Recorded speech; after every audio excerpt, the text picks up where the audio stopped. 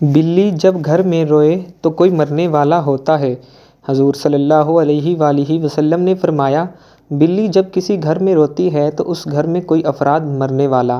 بسم اللہ الرحمن الرحیم۔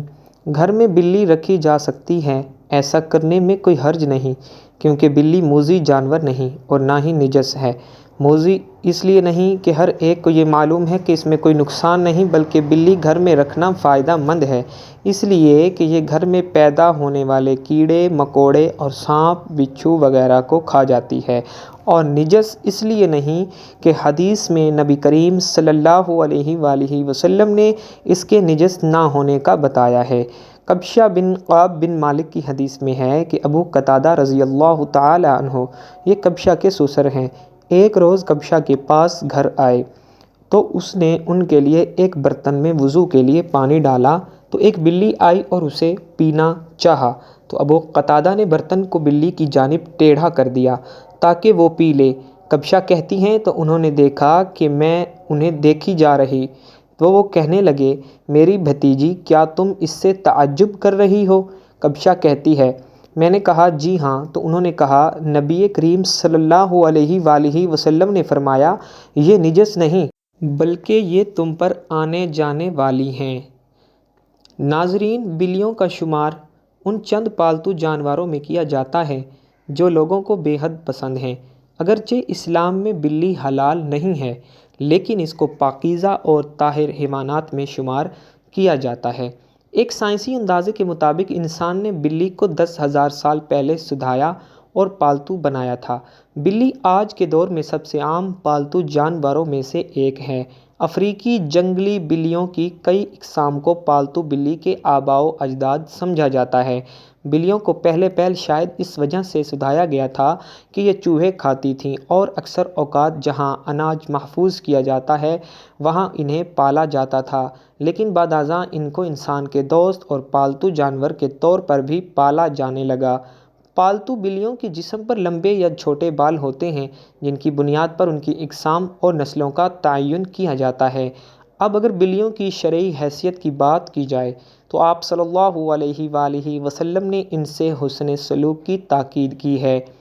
ایک روایت میں ہے کہ سیدنا عبداللہ بن عمر رضی اللہ تعالی عنہ سے روایت ہے کہ رسول اللہ صلی اللہ علیہ وآلہ وسلم نے فرمایا، ایک عورت کو بلی کی وجہ سے عذاب ہوا، اس نے بلی کو قید کر کے رکھا یہاں تک کہ وہ مر گئی، پھر اس نے بلی کی وجہ سے وہ جہنم میں گئی۔ جب اس نے بلی کو قید میں رکھا تو نہ کھانا دیا نہ پانی اور نہ ہی اسے آزاد کیا کہ وہ خود کیڑے مکوڑے کھا کر گزارا کر لیتی، یعنی کہ اس نے بلی کو تڑپا تڑپا کر مارا تھا، اس لیے وہ جہنم میں گئی۔ اس کے علاوہ بھی بلیوں کے بارے میں کئی احادیث اور روایات ہیں جن میں سے چند آپ لوگوں کو بتاتے ہیں۔ ایک روایت سے یہ بات ثابت ہے کہ بلی اگر کھانے میں سے کچھ کھا کر چلی بھی جائے یا پانی پی جائے تو وہ پلید یا نجس نہیں ہو جاتا۔ حدیث مبارک میں ہے کہ ایک عورت نے حضرت عائشہ الصدیقہ رضی اللہ تعالی عنہا کو ہریسہ بھیجا تو وہ نماز پڑھ رہی تھی۔ اس عورت نے ہریسہ وہیں رکھ دیا تو بلی آئی اور آ کر اس میں سے کھا گئی۔ حضرت عائشہ رضی اللہ تعالی عنہا نے نماز کے بعد اسی جگہ سے ہریسہ کھایا جہاں سے بلی نے کھایا تھا اور فرمایا، بلا شبہ رسول کریم صلی اللہ علیہ وآلہ وسلم کا فرمان ہے کہ یہ بلی پلید اور نجس نہیں ہے، بلکہ یہ تو تم پر آنے جانے والیاں ہیں۔ حضرت عائشہ رضی اللہ تعالی عنہا بیان کرتی ہیں کہ میں نے رسول کریم صلی اللہ علیہ وآلہ وسلم کو بلی کے بچے ہوئے پانی سے وضو کرتے ہوئے بھی دیکھا ہے۔ اب اگر گھر میں بلی پالنے کے سوال کی بات کریں تو فقہا کا کہنا ہے کہ گھر میں بلی پالی جا سکتی ہے، ایسا کرنے میں کوئی حرج نہیں، کیونکہ بلی نہ ہی موذی جانور ہے نہ ہی نجس ہے۔ ہر شخص کو معلوم ہے کہ اس میں کوئی نقصان ہی نہیں، بلکہ بلی گھر میں رکھنا فائدہ مند ہے۔ یہ گھر میں پیدا ہونے والے کیڑے مکوڑے اور چوہے وغیرہ کو کھا جاتی ہے۔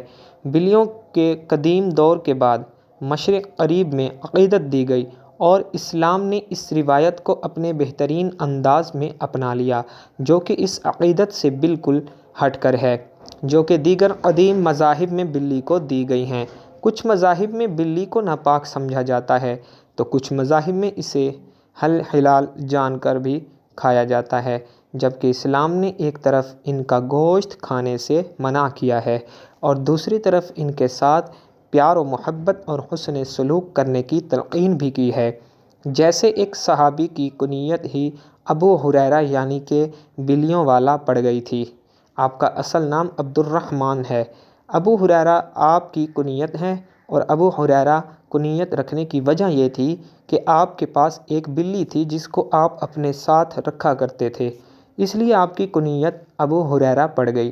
ایک دن حضرت ابو ہریرہ رضی اللہ تعالی عنہ نے دیکھا کہ گرمی کی شدت سے ایک بلی دیوار کے ساتھ چمٹی ہوئی ہے، تو انہوں نے اسے اٹھا کر گرمی سے بچانے کے لیے اپنی آستین میں چھپا لیا۔ تو ناظرین، یہ روایت ثابت کرتی ہے کہ گھر میں بلیاں پالی جا سکتی ہیں۔ اگر کسی کو شوق ہے تو وہ ضرور پورا کریں، مگر ان کے کھانے اور پینے کا بھی پورا خیال رکھا جائے اور اسے کوئی بھی تکلیف یا پھر ایذا نہ دی جائے۔ سائنسی اعتبار سے بھی گھر میں بلی پالنے کا ایک بہت بڑا فائدہ ہے، اور وہ یہ ہے کہ بلیوں کو انسانی لمس بے حد پسند ہو جاتا ہے اور انسان بھی اس سے محفوظ ہوتا ہے۔ ماہرین کے مطابق بلی کے لمس میں اللہ نے ڈپریشن کے مرض کا علاج رکھا ہے، اور اس کے بالوں میں خاص قسم کے بیکٹیریا پائے جاتے ہیں جو انسانی جسم میں ڈپریشن کو کم کرنے میں مدد دیتے ہیں۔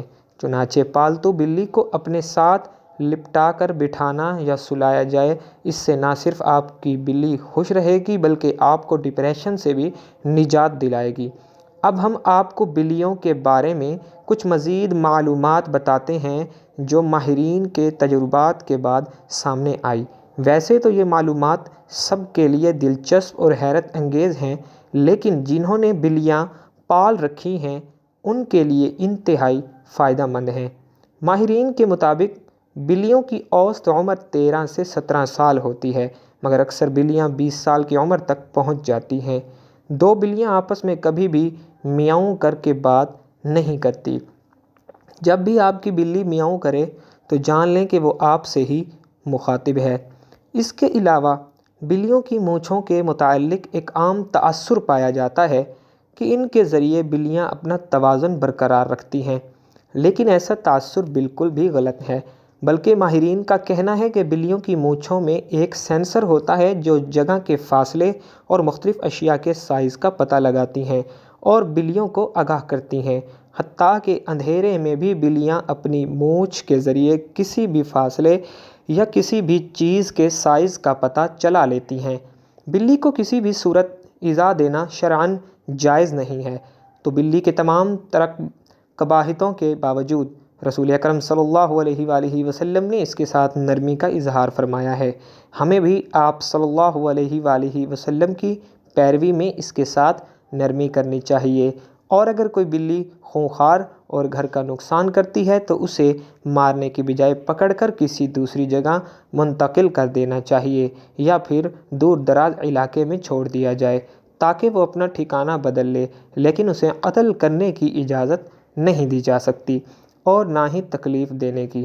ہمارے اسلامی معاشرے میں کچھ لوگوں نے غلط فہمیاں پھیلائی ہوئی ہیں۔ ان عجیب و غریب باتوں کا تو نہ کوئی سر ہے اور نہ ہی کوئی پیر، لیکن پھر بھی کافی مسلمان دوست ان چیزوں پر پختہ یقین رکھتے ہیں اور مفت کا گناہ حاصل کرتے ہیں۔ محلے میں اگر کوئی بلی روئے تو بڑوں کا کہنا یہ ہوتا ہے کہ محلے میں کوئی شخص جلد فوت ہونے والا ہے۔ یہ بات شاید آپ نے بھی سنی ہو، مگر دراصل اس طرح کی باتوں کی حقیقت کیا ہے؟ توہم پرستی کی اسلام میں کوئی حیثیت نہیں ہے، بلکہ یہ ان برائیوں میں سے ہے جس سے آزاد کرنے کے لیے اللہ نے اپنے آخری پیغمبر حضرت محمد مصطفیٰ صلی اللہ علیہ وآلہ وسلم کو بھیجا تھا۔ پرانے زمانے میں لوگ اس طرح کے خیالات کو سینے سے لگائے ہوئے تھے کہ اگر پرندے دائیں طرف جائیں تو یہ اچھا شگن ہے اور اگر بائیں طرف جائیں تو یہ برا شگن ہے، اگر شیشہ ٹوٹ جائے تو ہمارے لیے اچھا ہی نہیں، کالی بلی اگر راستہ کاٹ جائے تو یہ بھی برا شگن ہے، اگر خرگوش راستے سے گزرے تو یہ خوش بختی کی علامت ہے، نمک بکھر جائے تو یہ بھی خطرناک ہے، بلی کا رونا برا ہے، کسی کو پیچھے سے آواز دینے کو بھی برا خیال کیا جاتا ہے، دو بیٹیوں کی اکٹھی شادی کرنے سے یہ سمجھا جاتا ہے کہ ان میں سے ایک خوش نہیں رہے گی وغیرہ۔ اس تمام عمل میں انسان اپنے اشرف المخلوقات ہونے کی تذلیل کرتا ہے، کیونکہ جب ہم یہ سوچتے ہیں کہ ایک معمولی خرگوش ہمیں فائدہ پہنچا سکتا ہے یا ایک بے جان سیڑھی، لکڑی یا نمک وغیرہ ہمیں نقصان پہنچا سکتے ہیں، تو گویا ہم اپنے آپ کو ان سے کم تر سمجھ رہے ہیں۔ ہم قرآن کو بھی بعض اوقات ایسی چیزوں کے لیے استعمال کرتے ہیں، مثلاً شادی بیاہ کے موقع پر بیٹی سر پر رکھتے ہیں اور یہ سمجھتے ہیں کہ اس سے اس کی قسمت اچھی ہو جائے گی۔ یہ وہ سب چیزیں ہیں جن سے آزاد کروانے کے لیے نبی کریم صلی اللہ علیہ وآلہ وسلم آئے تھے، اور ہم بدقسمتی سے اور لا علمی کی وجہ سے دوبارہ انہی چیزوں کی طرف لوٹ رہے ہیں۔ ہم اپنے آپ کو غلام بنا رہے ہیں۔ اسی لیے رسول اکرم صلی اللہ علیہ وسلم نے فرمایا، کوئی بدافعالی نہیں، اس سے اچھی بات نیک شگن ہے۔ صحابہ نے کہا، اے اللہ کے رسول، یہ نیک شگن کیا ہے؟ آپ نے فرمایا، صالح کلمہ جس کو تم میں سے کوئی ایک سنتا ہے۔ رسول اکرم صلی اللہ علیہ وسلم کا فرمان ہے، نحوست کچھ نہیں ہے اور برکت بسا اوقات 3 چیزوں میں ہوتی ہے: عورت، گھوڑے اور مکان میں۔ بن ماجہ السنن رقم الحدیث 1993۔ نحوست سے مراد کسی چیز کے بارے میں یہ تصور کرنا ہے کہ اس سے فائدہ حاصل نہیں ہو سکتا، بلکہ صرف اور صرف نقصان کا اندیشہ ہے۔ منحوس اشیاء میں عام طور پر جو باتیں سننے کو ملتی ہیں، یہ بات بھی انہی میں سے ایک ہے، اس کی کوئی حقیقت نہیں ہے۔ معلوم ہوا کہ بلی کے رونے کو منحوس سمجھنا اور یہ خیال کرنا کہ بلی کے رونے سے مصیبت آتی ہے یا کسی کا انتقال ہو جاتا ہے، بدشگنی ہے، اور کسی چیز سے بدشگنی لینا ناجائز و گناہ ہے۔ اللہ تعالی ہم سب کو رحم کرنے والا بنائے اور ہمیں دین اسلام کو بہتر طریقے سے سمجھنے اور اس پر عمل کرنے کی توفیق عطا فرمائے۔ آمین ثم آمین۔ ناظرین، کمنٹ باکس میں اللہ تعالیٰ کے 99 ناموں میں سے اور اللہ کے محبوب صلی اللہ تعالیٰ علیہ وآلہ وسلم کے 99 ناموں میں سے ایک نام ضرور ٹائپ کیجیے گا۔ زندگی رہی تو انشاءاللہ نیکسٹ ویڈیو میں ملیں گے، تب تک کے لیے اللہ حافظ۔